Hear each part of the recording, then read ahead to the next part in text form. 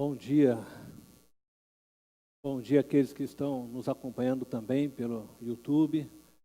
Que a graça de Deus seja sobre todos, sobre vocês que se encontram aqui, sobre nós, que aqui estamos, e sobre aqueles que também nos acompanham através da rede social. Antes de falar da mensagem, eu quero apenas dizer algo.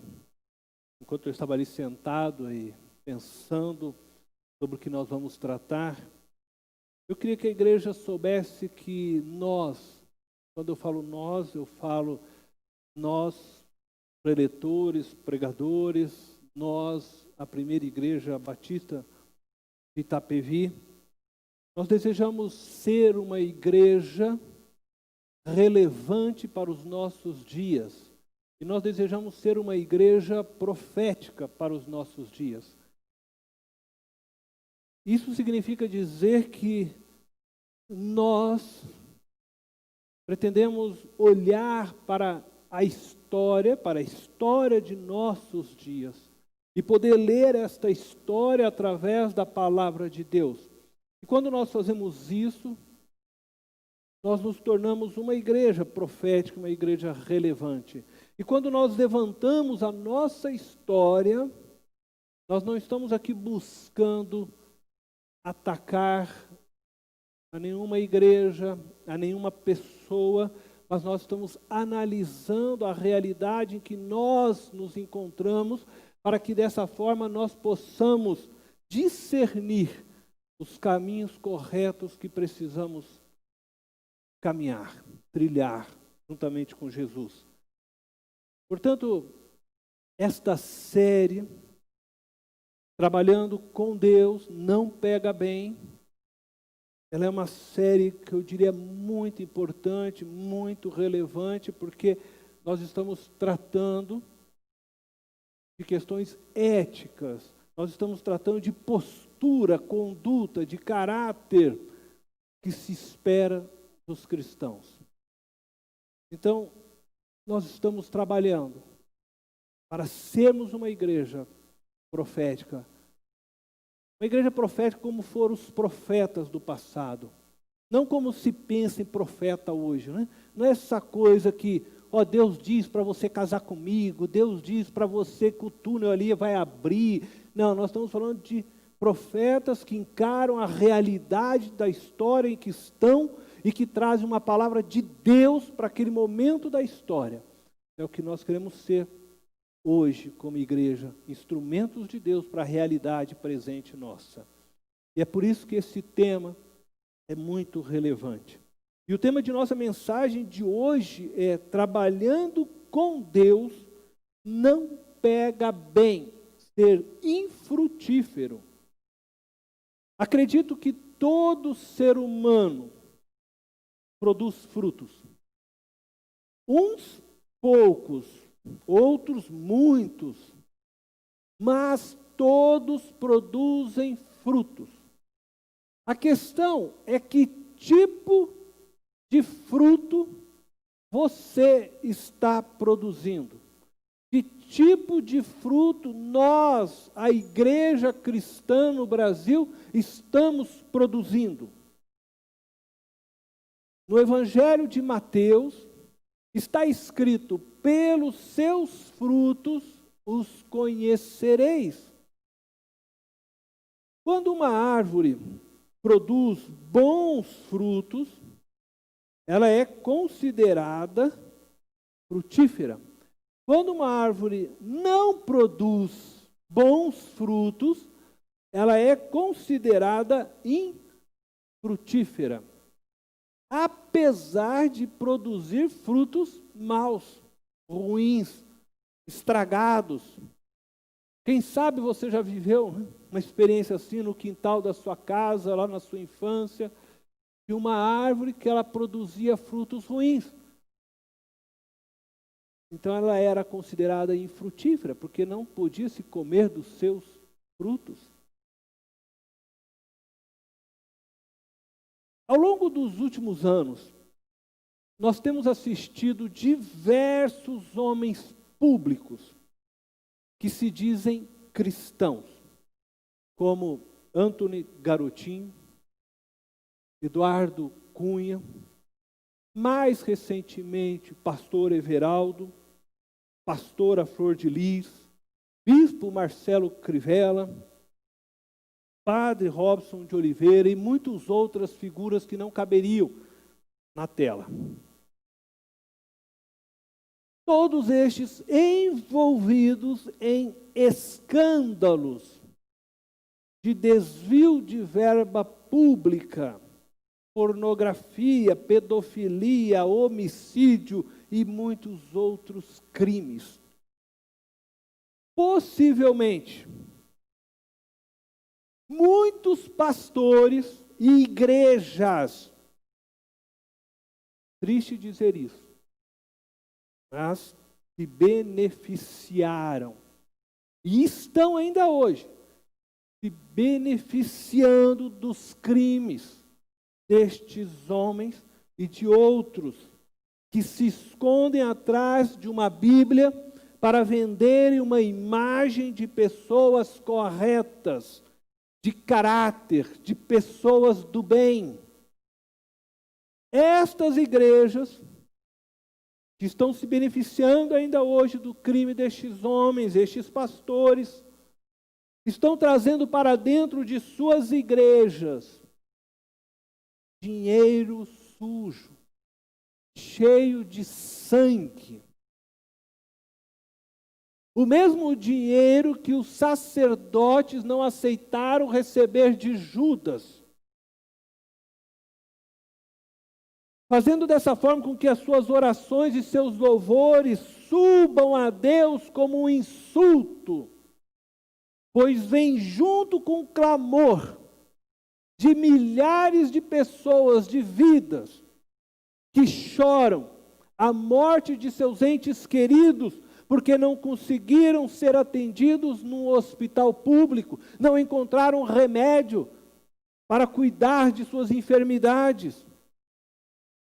Que vem junto com as lágrimas de muitos pais que clamam pela falta da merenda escolar de seus filhos, que muitas vezes para estes pais era a única refeição que estes filhos poderiam receber.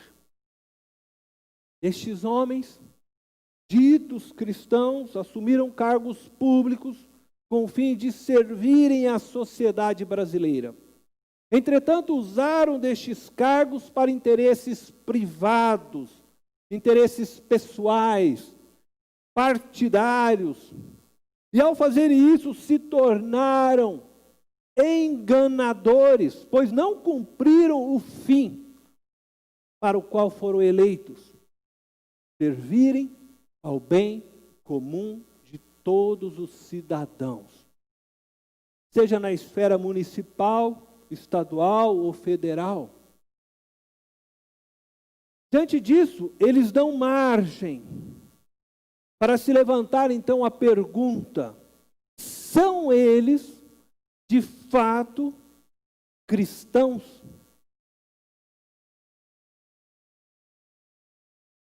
De um cristão se espera honestidade, integridade, caráter, lealdade, compaixão, frutos que correspondam aos valores do reino de Deus.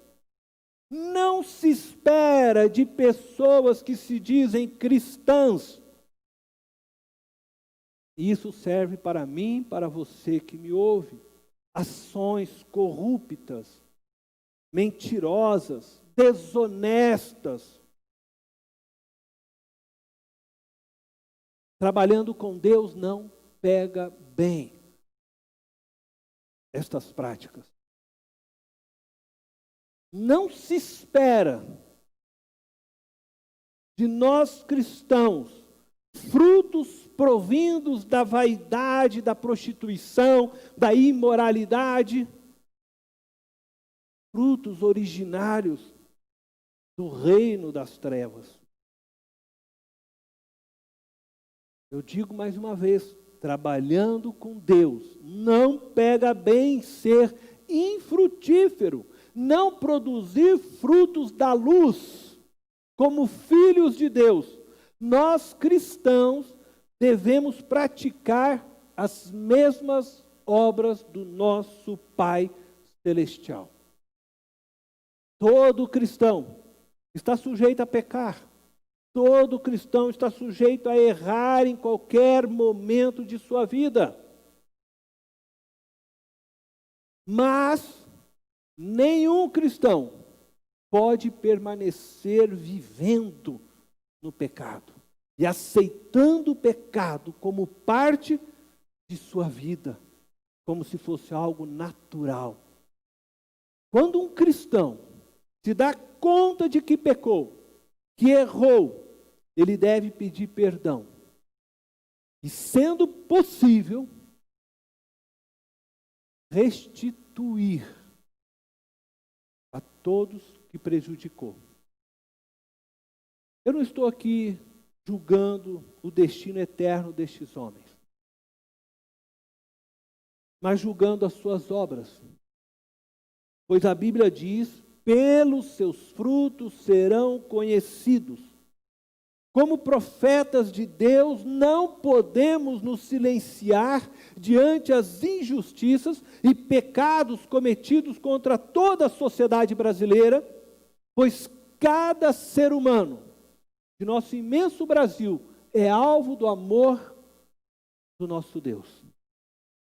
Quando Jesus diz: pelos seus frutos os conhecereis, Ele está nos dizendo que precisamos ter um senso crítico. Este senso crítico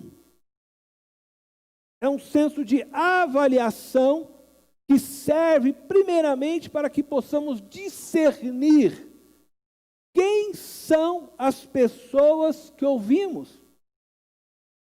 Quem são as pessoas que influenciam nossas vidas, o nosso saber e a nossa espiritualidade? Então, em primeiro lugar, o senso crítico serve para discernirmos quem são as pessoas que nos influenciam, quem nós ouvimos. Em segundo lugar, ele serve para apontar caminhos de salvação, a fim de que possamos então dar frutos melhores. Nós só podemos melhorar se nós compreendermos o que fazemos, onde estamos na história, o que estamos realizando, para que nós possamos então, consertando aquilo que estamos fazendo e melhorar. Precisamos discernir. Por isso Jesus vem e nos diz: pelos seus frutos os conhecereis. Essa questão dos frutos é muito importante. E por isso Jesus enfatizou essa verdade. Pelos seus frutos os conhecereis. Então nós vamos ler nesse momento Mateus capítulo 7. Eu convido você a acompanhar-me na leitura. Nós vamos ler do verso 15 ao verso 20 e iremos refletir neste ensino de Jesus a respeito dos frutos. Você pode acompanhar na tela ou através do aplicativo que você tenha no seu smartphone, a sua Bíblia. Diz assim a palavra de Deus: acautelai-vos, porém, dos falsos profetas, que vêm até vós vestidos como ovelhas, mas interiormente são lobos devoradores. Por seus frutos os conhecereis. Porventura colhem-se uvas dos espinheiros, ou figos dos abrolhos? Assim toda árvore boa produz bons frutos, e toda árvore má produz frutos maus. Não pode a árvore boa dar maus frutos, nem a árvore má dar frutos bons. Toda a árvore que não dá bom fruto, corta-se e lança-se no fogo. Portanto, pelos seus frutos os conhecereis. Se você prestou atenção no texto, você percebeu que por duas vezes, no verso 16 e no verso 20, Jesus diz: pelos seus frutos os conhecereis. E a palavra frutos no singular e no plural, né? Ela aparece 7 vezes neste texto que lemos. Mas a que frutos Jesus se refere? Quais são os frutos, então, que eu devo olhar para que eu possa, então, fazer avaliação? Para respondermos a essa pergunta, então, precisamos olhar para o Evangelho agora de Mateus e compreender o significado da palavra fruto, ou frutos, dentro da visão deste Evangelho. Vejamos, então, o significado da palavra frutos no Evangelho de Mateus. A palavra fruto, tanto no singular como no plural, tá? No Evangelho de Mateus, ela aparece dita através de 2 figuras, ou 2 personagens. João Batista e Jesus. Nós vemos há pouco Jesus, e nós vamos primeiro olhar o significado desta palavra, fruto, a partir da perspectiva de João Batista. A primeira vez que esta palavra aparece no Evangelho de Mateus é na boca ou nos lábios, né, de João Batista, conforme nós podemos ver no capítulo 3, do verso 8 ao 10. Este texto é uma fala de João Batista direcionada aos fariseus e saduceus, que tinham ido até o local onde ele estava batizando. Então, quando João Batista os vê, os chama de raça de víboras e logo em seguida diz estas palavras a eles: deem fruto que mostre o arrependimento. Não pensem que vocês podem dizer a si mesmos: Abraão é nosso pai, pois eu lhes digo que destas pedras Deus pode fazer surgir filhos a Abraão. O machado já está posto à raiz das árvores, e toda árvore que não der bom fruto será cortada e lançada ao fogo. A palavra fruto está associada, ligada à palavra arrependimento. João Batista diz que o fruto esperado por Deus é um fruto gerado como consequência do arrependimento. A palavra arrependimento é a palavra grega metanoia, significa mudança de mente, uma mudança de atitude, uma mudança de cosmovisão a respeito da vida e de Deus. Uma pessoa que experimentou o arrependimento, que passou por esta mudança de mente, de cosmovisão, produz bons frutos. Essa é a expectativa de João Batista. Por isso ele diz: deem fruto de arrependimento. Em outras palavras, que mostra a mudança de mente de vocês. João Batista estava dizendo para os fariseus e os saduceus que eles precisavam mudar de mente, de atitude, de postura diante a relação deles com Deus e, consequentemente, também com o povo a quem deveriam, então, servir. Eles acreditavam ter uma relação saudável, segura com Deus, baseada na herança genética que possuíam. Alguns cristãos hoje parece que ainda acreditam nisso. Ter uma relação saudável com Deus baseado na sua herança genética, ou talvez porque em algum momento nas suas vidas elas passaram pelo batismo. Passou aquilo e acho que agora podemos viver e fazer tudo conforme a gente quiser sonhar. E não é isso. João Batista responde para aqueles homens a respeito disso, desconstruindo este pensamento, ao dizerem para eles que Deus poderia fazer filhos até das pedras. Filhos de Abraão. João Batista está se opondo a este pensamento. E aí diz para eles, dá um anúncio, um aviso, dizendo para eles o seguinte: o machado já está posto à raiz das árvores. O que ele está dizendo é que o julgamento esperado já estava muito próximo. Veja, o machado já está posto à raiz. Ele está se referindo ao ministério de Jesus, que está se iniciando, né? O dele está acabando e o ministério de Jesus está se iniciando. E o ministério de Jesus vem trazer salvação, mas traz também juízo, o juízo sobre Israel. E segundo João Batista, o que definiria quem seria lançado ao fogo era o fruto produzido por esta pessoa e não a sua herança genética. Passarmos por ritos também em nossos dias não significa verdadeiramente que fomos convertidos. Como já diziam alguns pastores antigos que eu ouvia, muitas pessoas, elas não têm uma conversão genuína, elas só têm uma transformação na mente, né? Elas entenderam que Jesus é Salvador, Senhor, aceitaram aquilo, mas acham que ainda continuam podendo ser senhores das suas vidas.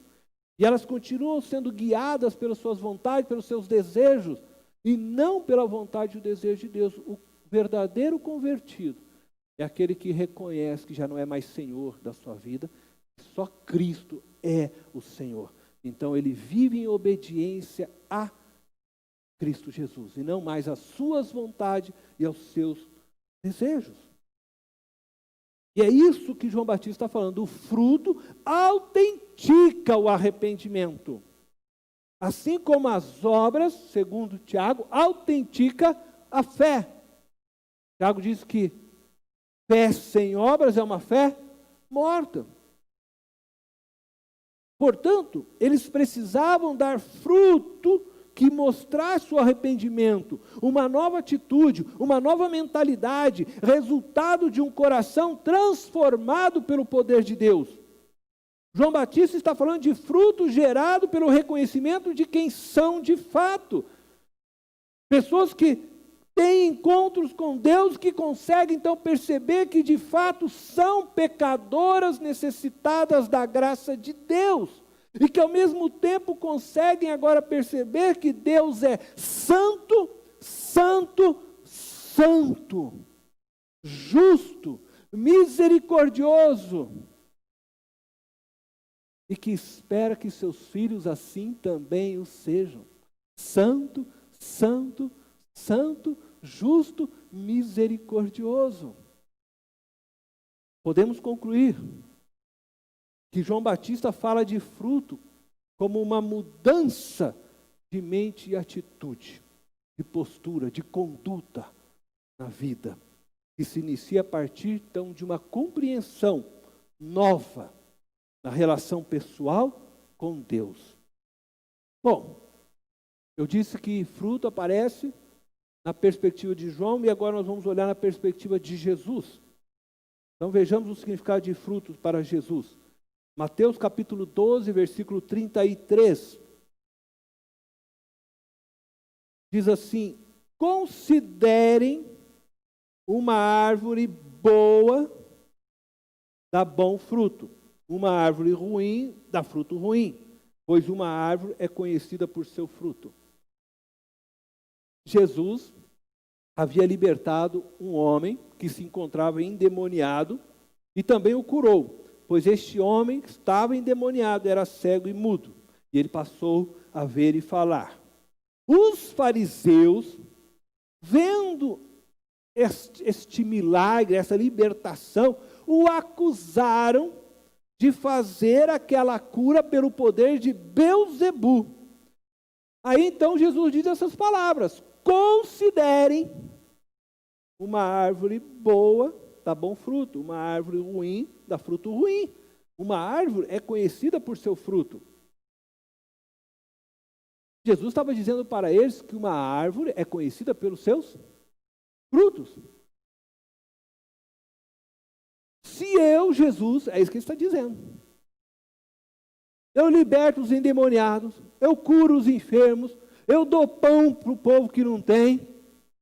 Se os meus frutos são bons, e uma árvore é conhecida pelos seus frutos, vocês deveriam me considerar bons.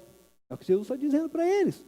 Portanto, a origem do poder que opera em mim para a cura e libertação é bom, vem de Deus. Essa deveria ser a conclusão daqueles homens, né, diante da fala de Jesus. É isso que Jesus está tentando mostrar para eles. Portanto, nós podemos concluir que Jesus nos ensina que o fruto que produzimos define quem somos. Neste contexto, o fruto é a obra que realizamos. São as nossas ações, as nossas escolhas que fazemos todos os dias. Elas dizem quem somos na verdade. Há uma outra passagem no Evangelho de Mateus que Jesus lida novamente com essa questão do fruto. Mateus capítulo 21, versículo 19. Diz assim o texto: vendo uma figueira à beira do caminho, aproximou-se dela, mas nada encontrou, a não ser folhas. Então lhe disse: nunca mais dê frutos. Imediatamente a árvore secou. Quando você se aproxima de uma figueira, você espera encontrar figos. Uma figueira só tem sentido de existir se ela produzir figos. Ela não existe para produzir folhas. Uma figueira que só tem folhas não tem sentido de existência. Um abacateiro que só tem folhas não tem sentido de existência. Toda árvore, ela foi criada com um fim pelo Criador. E se ela não produz aquilo para o qual foi criada, ela não tem sentido de existência. Ela não glorifica o seu Criador. As folhas na figueira, né, elas só existem para ajudar a produzir figo, mas se não está fazendo, então não tem sentido. Não encontrando figos, Jesus ordenou que aquela árvore deixasse de existir. Ele disse: seca e morre logo, porque isso não tem mais sentido aqui.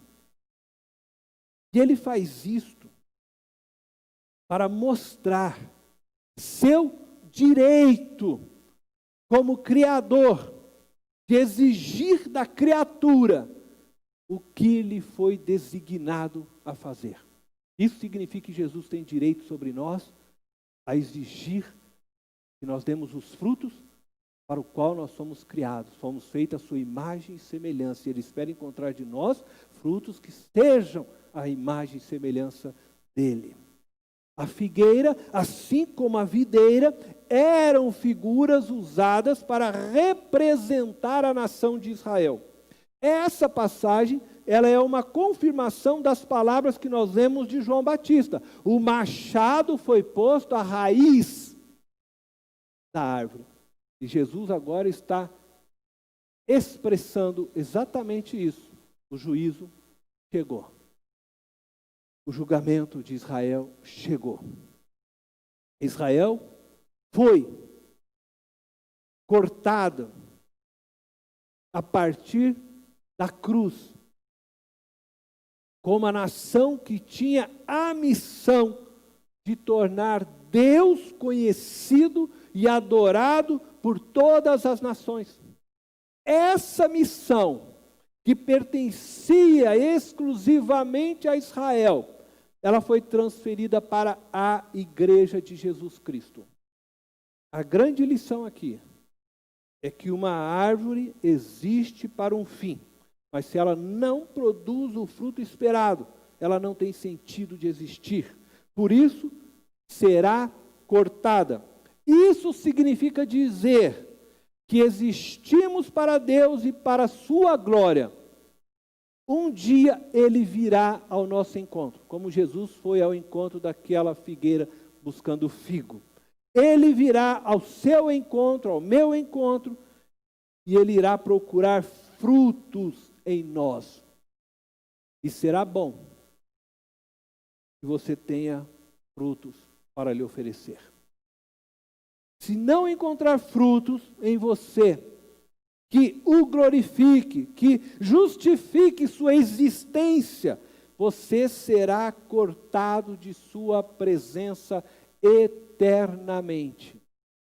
A realidade de que Israel perderia o privilégio de ser o povo de propriedade exclusiva de Deus para anunciar as maravilhas de Deus aos outros povos é apresentada por Jesus através de uma parábola, chamada parábola dos lavradores maus, que vai narrar exatamente o que aqui dissemos. Eu quero ler junto com vocês Mateus capítulo 21, verso 33 ao 43.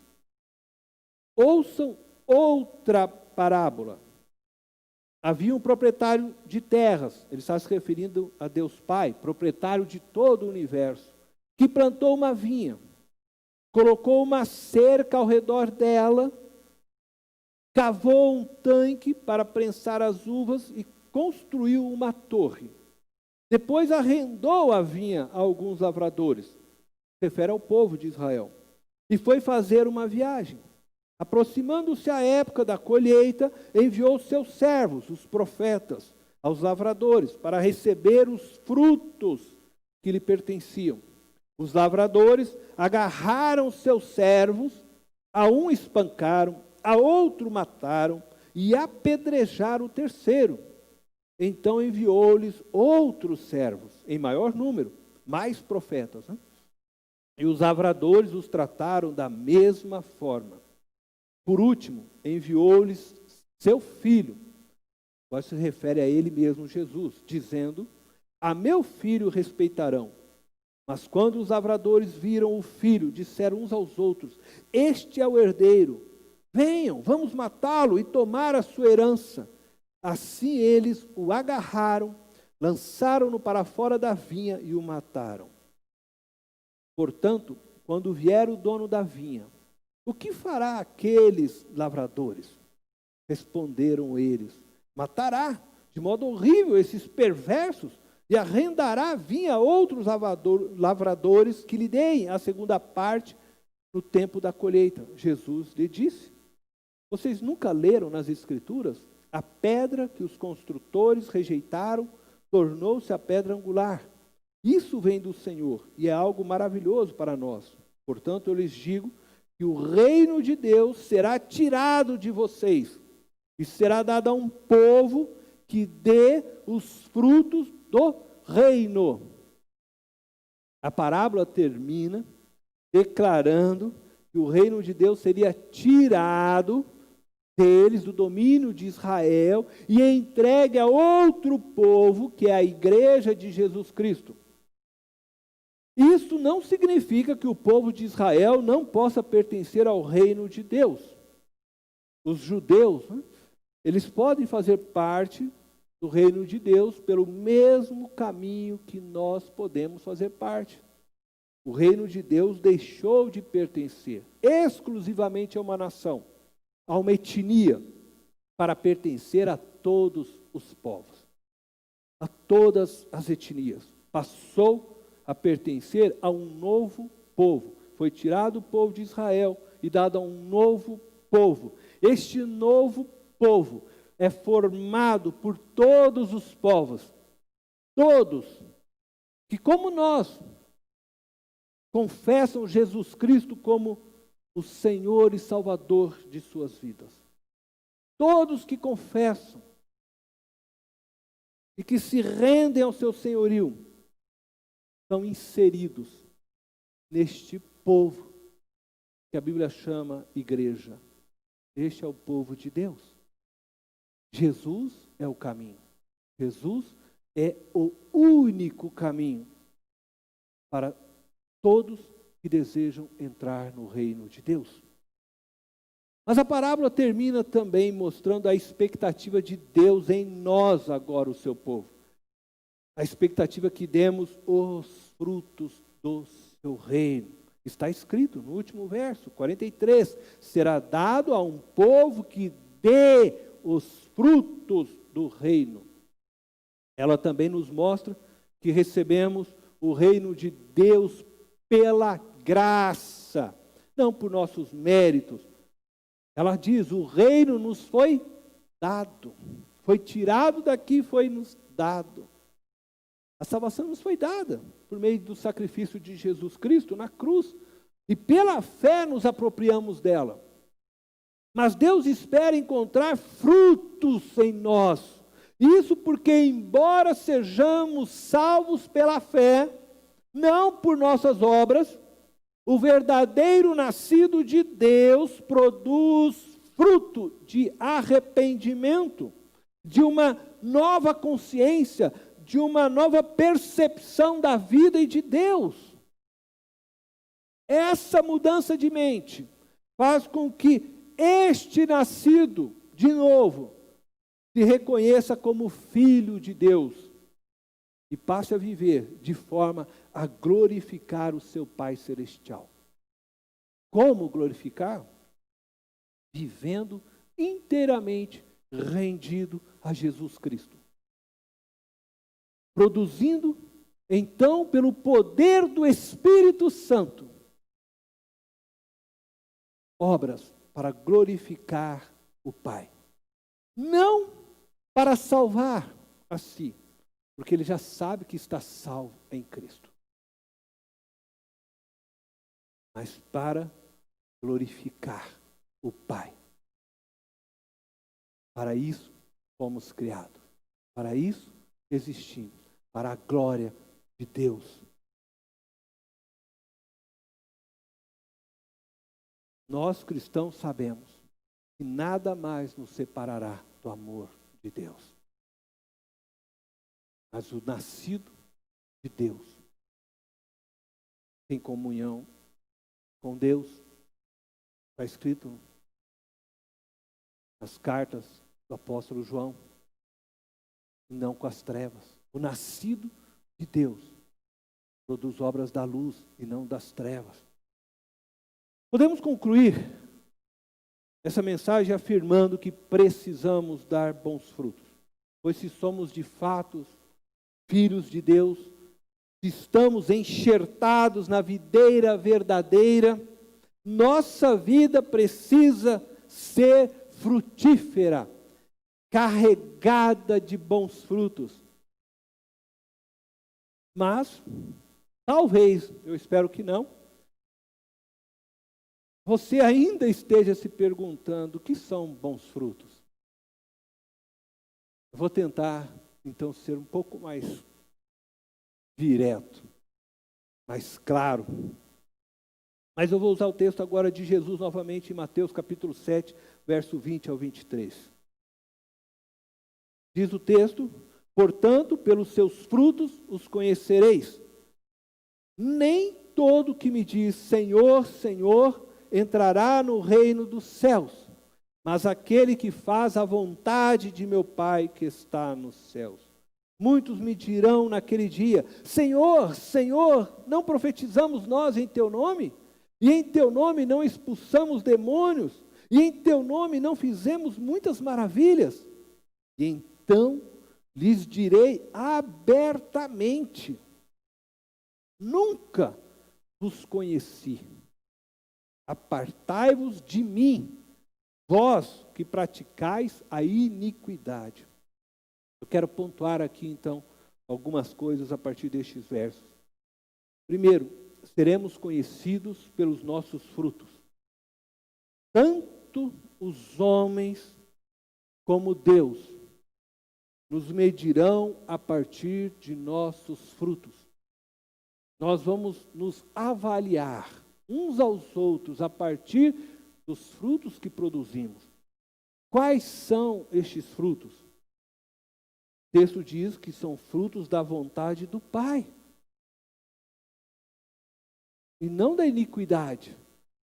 Porque Jesus diz que reconhece como filhos e entrarão no reino de Deus aqueles que fazem a vontade do Pai. Segundo que eu quero pontuar, ninguém entrará no reino de Deus só porque chama Jesus de Senhor. Guarde bem isso. Porque nós batistas temos muito costume de achar porque a pessoa veio aqui na frente e aqui ela fala, Jesus é meu Senhor, Jesus é meu Senhor. A gente tem mania de fazer apelo, né? Jesus é meu Senhor. Nós já contamos no livro da vida, né? E não é assim com Deus. Não é assim com Deus. Aqueles homens que vimos no início de nossa mensagem, assim como muitos outros, chamam Jesus de Senhor. Pregam a palavra de Deus. E sabe que eles até oram agradecendo as riquezas alcançadas de forma ilícita, né? Como se fosse bênção de Deus. Verdade, tem até um vídeo, né, que rolou um tempo eles fazendo isso.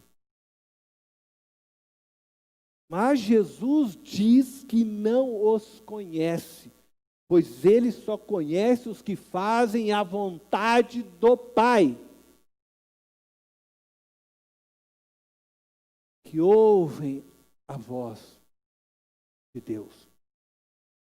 Discípulos de Jesus não são caracterizados por se dizerem ser discípulos. Eu sou um discípulo de Jesus. Ou por proclamarem o seu nome, porque muitos estão proclamando aí o nome de Jesus. Discípulos de Jesus são caracterizados por obedecerem a Jesus. Fazerem a vontade do seu Pai, assim como ele obedeceu. Terceira coisa que eu quero deixar claro: os frutos desejados por Deus é que sua vontade seja feita. Você precisa chamar Jesus de Senhor e viver seus ensinos. Não roubar, não mentir, não colar, não prostituir, não matar, não roubar sinais de TVs, Wi-Fi, tudo isso você sabe já. Por outro lado, pregar o Evangelho, ajudar o necessitado, não dar mau testemunho, honrar os seus pais, amar a sua esposa, esposa amar o seu marido, honrá-los. Ser um profissional excelente, isso é vontade de Deus. Ser competente no que faz, honrar o salário que te pagam. Ser honesto, íntegro, ter caráter, amar seus amigos e também os seus inimigos. Enfim, também, né, viver todos os princípios e valores que você já deve ter ouvido que está na palavra de Deus. Tanto na sua vida pública, quanto na sua vida privada. E por fim, último, frutos da iniquidade podem ter aparência de obras santas. Profetizar, expulsar demônios, realizar maravilhas, podem estar associadas a obras de iniquidade.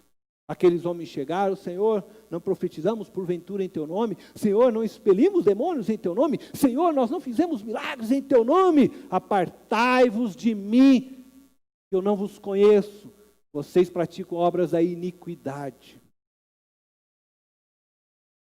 Pessoas que usam e manipulam das coisas transcendentais, do nome de Deus, com interesses escusos. Associam as coisas que deveriam ser santas, uma mentalidade, um desejo maligno. Jesus não participa destas coisas. Diante disso, eu pergunto a vocês hoje: quais são as obras que vocês têm produzido? Avalie a sua vida espiritual, para ver quais são as motivações que te fazem buscar a Deus, e se elas são legítimas aos olhos de Deus, ou elas estão associadas a motivações iníquas, malignas, erradas. Como eu disse no início, todo ser humano produz fruto. Ou produz fruto bom ou ruim. Qual é o fruto que você está produzindo? Se você não estiver produzindo fruto bom, fruto de arrependimento, fruto da vontade de Deus, você é uma árvore infrutífera. E precisa mudar essa realidade urgentemente. Eu digo isso porque eu acredito que a volta de Jesus está muito próxima. Ninguém sabe o dia, né? A hora, o ano, ninguém sabe. Mas Jesus nos deixou sinais para podermos, ao menos, identificar a proximidade destes dias. Entendo que os sinais são evidentes. Portanto, deem fruto de arrependimento. Faça isso, colocando Jesus no centro de sua vida, de sua carreira profissional, seus negócios. Deixa Ele reinar sobre os seus sonhos, sobre os seus desejos, sobre os seus projetos, suas ambições. Entrega tudo a Ele. Entrega tudo. E Ele te tornará uma árvore frutífera. Eu quero convidar você a fechar os olhos. Deus eterno e poderoso, damos graças por estarmos aqui diante de Ti e da Tua palavra. E oramos para que o Senhor nos faça verdadeiramente uma árvore frutífera, Senhor. Que possamos dar frutos de arrependimento, frutos de uma vida nova gerada pelo Teu Espírito. Que o Senhor nos conduza na jornada desta vida, a fim de que sejamos homens e mulheres cheios do Espírito, Senhor. Que a Tua unção transborde sobre nós, sobre a Tua igreja. E que os frutos que provém do Senhor, gerado em nós, se multiplique. Em abundância seja sobre nós. Para que vidas e mais vidas, através de nós e desta igreja, sejam salvas, transformadas. Que nós sejamos uma árvore frutífera, como o Senhor sonhou que fôssemos, Deus. Em nome de Jesus. Amém.